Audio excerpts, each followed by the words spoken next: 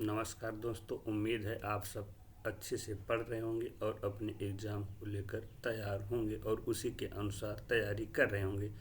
आज के इस वीडियो में पर्यावरण अध्ययन से संबंधित 2015 में आए हुए प्रश्न का रिवीजन करते हैं। आपका कितना आंसर सही था वह कमेंट बॉक्स में ज़रूर बताएं।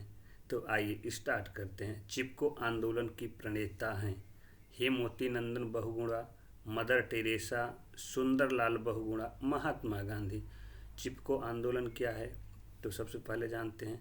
सन 1973 ईस्वी में जब पेड़ों की कटाई अंधाधुंध हो रही थी, उस समय हेमवती सुंदरलाल बहुगुणा के नेतृत्व में पेड़ों को काटने से रोकने के लिए पेड़ों से चिपक जाते थे, जिसके कारण 1973 में वनों की कटाई में इसकी महत्वपूर्ण भूमिका रही, जिसके कारण इसे चिपको आंदोलन की प्रणेता कहा जाता है। अगला प्रश्न देखते हैं। इंसुलिन की रासायनिक प्रकृति है विटामिन, प्रोटीन, वसा, कार्बोहाइड्रेट।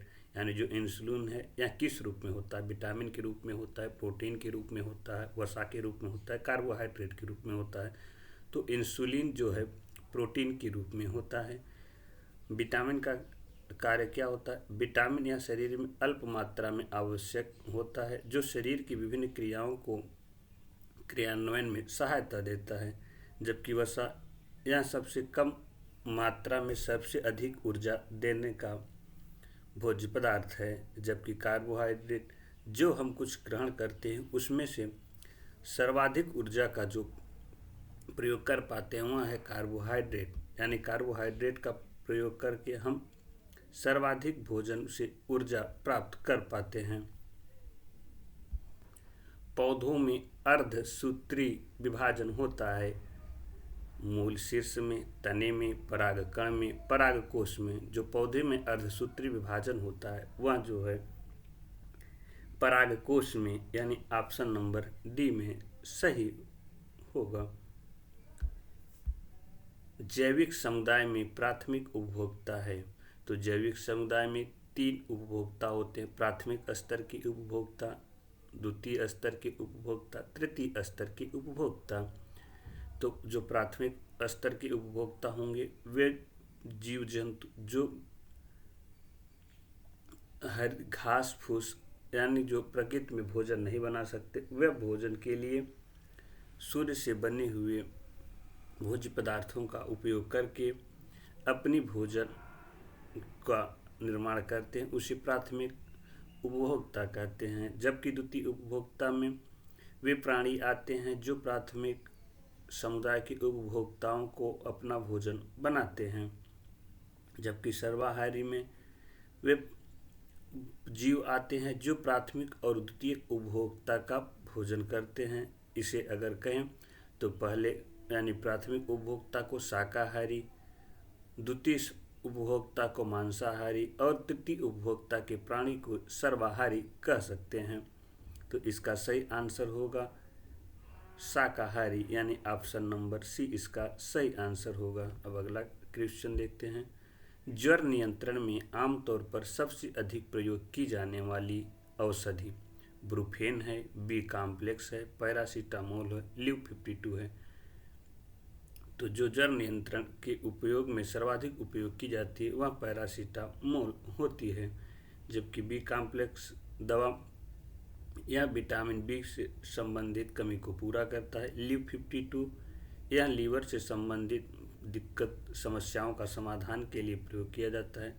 जबकि ब्रूफेन का प्रयोग दर्द में किया जाता है। अगला क्वेश्चन देखते हैं। दही निर्माण हेतु कौन सूक्ष्म जीव उत्तरदायी है? यानी जो दही का निर्माण होता है उसमें कौन सा जीव महत्वपूर्ण भूमिका निभाता है? एयर परलिसस, स्ट्रेप्टोकोकस, रेट्रोवायरस, लैक्टोबैसिलस। तो दही के निर्माण में लैक्टोबैसिलस यानी ऑप्शन नंबर डी सही होगा। यह लैक्टोबैसिलस अपने प्रयोग करके दूध से दही में परिवर्तित करने में सहायक होता है। अगला प्रश्न है। मानव रुधिर वर्ग की खोज सर्वप्रथम किस वैज्ञानिक ने की थी? लैंड स्टीनर, जेनिंग्स, पेंटिम एवं कार्ल मार्क्स। तो मानव रुधिर वर्ग की खोज लैंड स्टीनर महोदय ने किया था। यह इसका प्रयोग 4 रक्त समूहों में विभक्त किया, ए, बी, ए बी तथा ओ, और बाद में यह विनर द्वारा आरएस फैक्टर के रूप में खोज किया गया। अब अगला प्रश्न देखते हैं। प्याज है, प्याज, आलू, अदरक है, जड़, तना, अपस्थानिक जड़ें, सल्क, पत्र। तो प्याज, आलू, अदरक, तना है। एक कोश की सूक्ष्म जीव है, स्पाइरोगायरा, विषाणु, पैरामीशियम, हाइड्रा। तो एक कोश की जीव पैरामीशियम होता है, इसका आकार चप्पल के आकार का होता है। अगला प्रश्न देखते, निम्न में से कौन सा उत्पाद साबुन का विस्थापन है? रुद्राक्ष, रीठा, तेंदु, उपयुक्त सभी। तो जो साबुन उत्पादन में जो उपयोग किया जाता है या उपयोग किया जाता है रीठा। रुद्राक्षियाँ गले में पहने जाने वाली माला में प्रयोग किया जाता है, जबकि तेंदु का प्रयोग हम धूम्रपान में करते हैं और रीठा का प्रयोग मिट्टी को काटने के जैसे प्रयोग किया जाता है। अगला प्रश्न देखते हैं। निम्नलिखित वाहनी ईंधनों में से किसको आजकल पर्यावरण स्नेही माना जाता है? यानी जो आज वाहन में उपयोग किया जाने वाला ईंधन है, इस पर्यावरण से सबसे कम प्रदूषण कौन करता है? पेट्रोल, डीजल, संपीड़ित प्राकृतिक गैस, द्रवित पेट्रोलियम गैस। यानी संपीड़ित प्राकृतिक गैस यानी सीएनजी, कंप्रेस्ड नेचुरल गैस, द्रवित पेट्रोलियम गैस एलपीजी। तो जो पर्यावरण स्नेही माना जाता है, इसका सबसे अच्छा उदाहरण एलपीजी यानी संपीड़ित प्राकृतिक गैस यानी सीएनजी को माना जाता है। यह प्राकृतिक स्नेही क्यों माना जाता है? क्योंकि यह प्रकृति में अपना सबसे कम प्रभाव नकारात्मक दिखाता है। किसी परितंत्र में तत्वों का चक्रण कहलाता है? जैव भू रासायनिक चक्र, भू वैज्ञानिक चक्र, रासायनिक चक्र। तो किसी परितंत्र में तत्वों का चक्रण जैव भू रासायनिक चक्र कहलाता है। प्रकृति में नाइट्रोजन, फास्फोरस, कार्बन इत्यादि तत्व को जैव भू रासायनिक चक्र में जाना जाता है। अगला प्रश्न, निम्नलिखित में से कौन से पौधे दूर दूर प्रसारित होंगे? यानी जो पौधे होंगे वह दूर दूर तक कैसे जाएंगे? बीजाणु द्वारा प्रकीर्णित पौधे, बीज द्वारा प्रकीर्णित पौधे, फल द्वारा प्रकीर्णित पौधे, कायिक जनन द्वारा वितरित। तो जो दूर दूर तक पौधे प्रसारित होंगे वह बीजाणु द्वारा यानी बीज द्वारा, फल द्वारा, कायिक जनन द्वारा। तो जो पौधे दूर दूर तक जाएंगे तो वह सबसे सर्वाधिक उपयुक्त फल द्वारा प्रकीर्णित पौधे जाता है। यानी इसका सही आंसर होगा ऑप्शन नंबर सी। निम्नलिखित में से कौन से पौधे तो हो चुका है जब एक जीव का लाभ लेता है बगैर दूसरे सहवासी जीव को प्रभावित किए तो कहलाता है? परजीवी, मृतोपजीवी, सभोजी, सहजीवी। यानी परजीवी या परजीवी होता है जो दूसरे जीव को की मृत को खाता है, जो दूसरे मृतोपजीवी। या इसका सही आंसर होगा जब एक जीव दूसरे जीव का लाभ होता है तो उसे सभोजी कहा जाता है। सभोजी का मतलब जैसे दोनों का भोजन, जैसे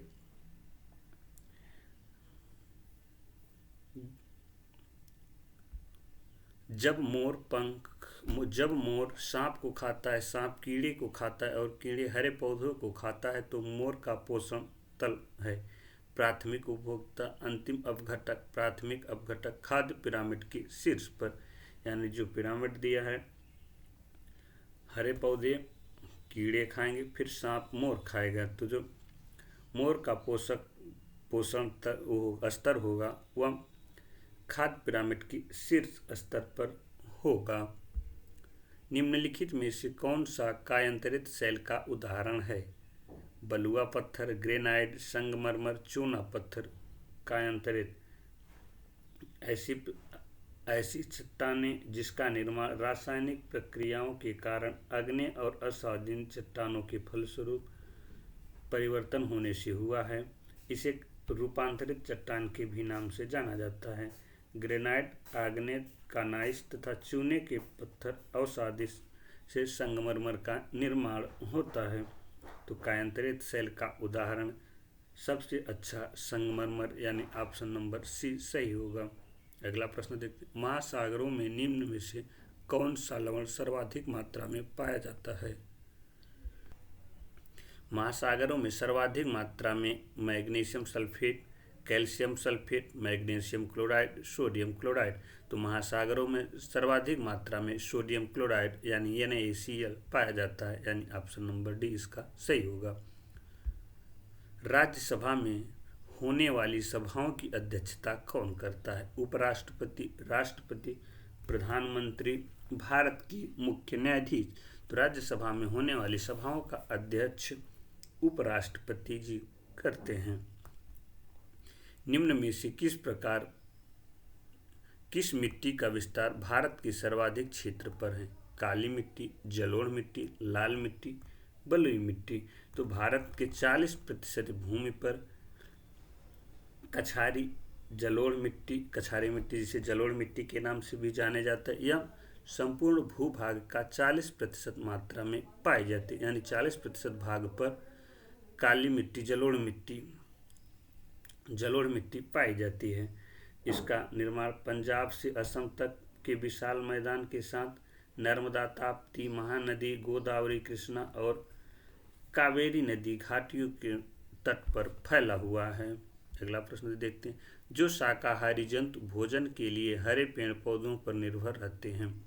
प्राथमिक चरण उपभोक्ता, द्वितीय चरण उपभोक्ता, तृतीय चरण उपभोक्ता और उपभोक्ता, उसे किस श्रेणी के भोजन में रखा जाता है? तो जो प्राथमिक चरण के उपभोक्ता होंगे उसे शाकाहारी भी कहा जाता है, जो द्वितीय श्रेणी के होंगे उसे मांसाहारी, और जो तृतीय श्रेणी के उपभोक्ता होंगे उन्हें सर्वाहारी के रूप में रखा जाता है। तो प्राथमिक श्रेणी का सबसे अच्छा उदाहरण हिरण को माना जाता है।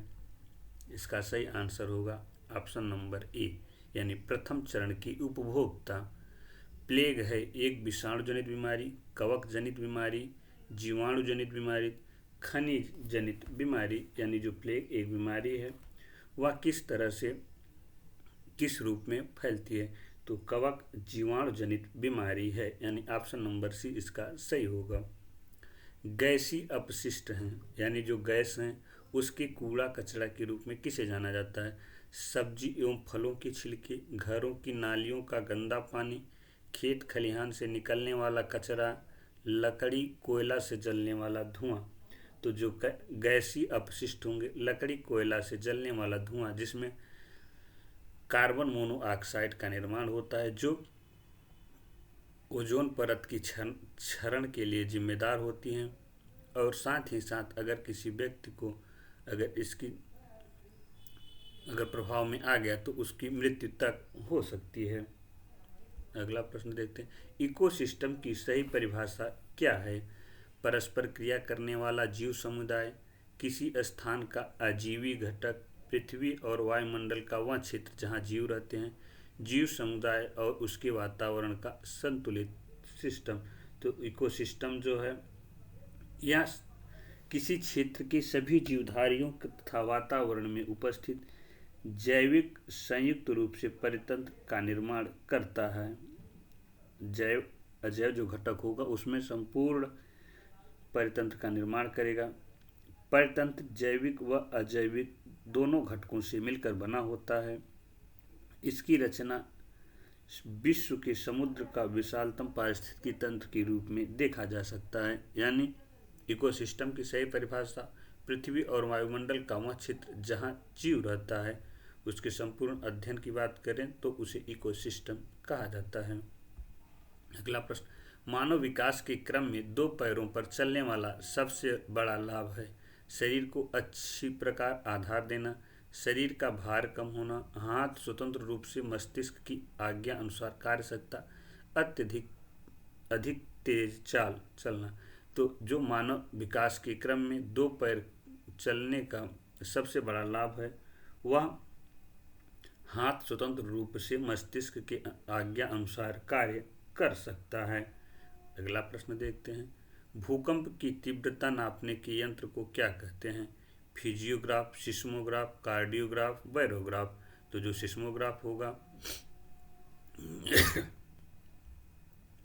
इसका सही आंसर होगा बैरोग्राफ। जब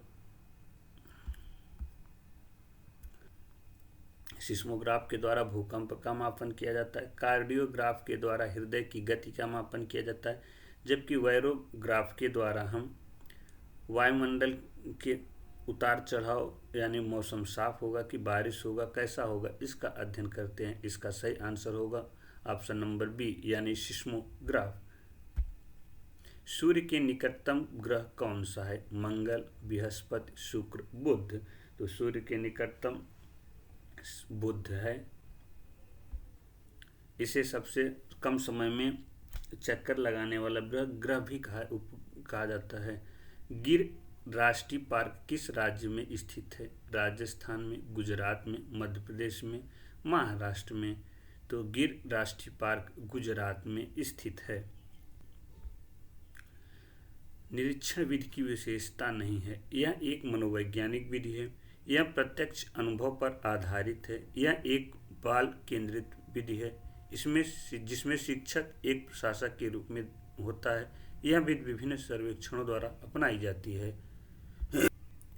जो प्रेक्षण विधि होती है यह पर्यावरण अध्ययन, सामाजिक विज्ञान, मनोविज्ञान एवं सांख्यिकी आदि के क्षेत्र में उपयोग में लाई जाने वाली विधि है।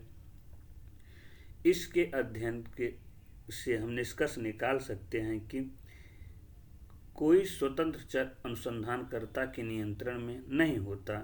इसे अप्रक्षेपी विधि भी कहते हैं। इस विधि की कुछ सीमाएं होती हैं। यह विधि मितव्ययी नहीं होती। इस विधि में प्रेक्षण सूक्ष्मता से न किया जाए तो परिणाम वैध व विश्वसनीय नहीं रहेगा।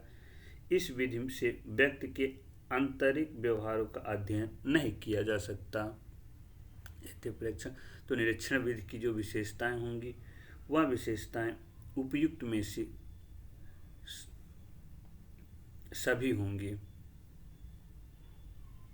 जो कि इसमें ऑप्शन में नहीं लिखा हुआ है। तो इसका सही आंसर होगा उपयुक्त में से सभी। अगला प्रश्न देखते हैं, पर्यावरण शिक्षा में समस्या समाधान विधि का गुण है? लक्ष्य केंद्रित विधि, सृजनात्मक विधि, चयनात्मक विधि, उपयुक्त सभी।